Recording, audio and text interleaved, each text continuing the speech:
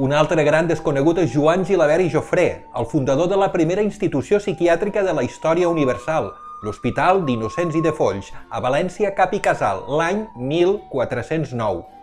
El pare Jofré, nascut a València l'any 1350, va consagrar la seva vida a la investigació de les malalties mentals.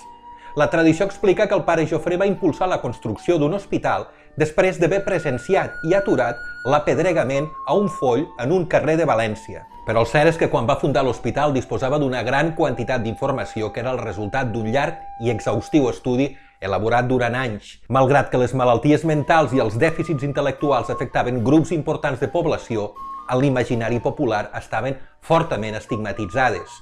Els afectats rebien el nom d'orats, folls o fins i tot endimoniats. No rebien cap tipus d'assistència, eren sistemàticament exclosos i marginats i la gran majoria acabaven morint, víctimes de la violència o per efecte de la inanició o de la hipotèrmia. A les causes estrictament genètiques o neurodegeneratives s'hi sumaven condicionants que afavorien el desenvolupament d'aquestes malalties. L'alcoholisme, molt generalitzat, n'era una de les principals causes. També les malalties de transmissió sexual o les infeccions contretes per la mossegada d'un animal, una rata o un gos, o les trombosis cerebrals anomenades feridura o basca, o els beuratges tòxics elaborats per fetilleres eren causes importants.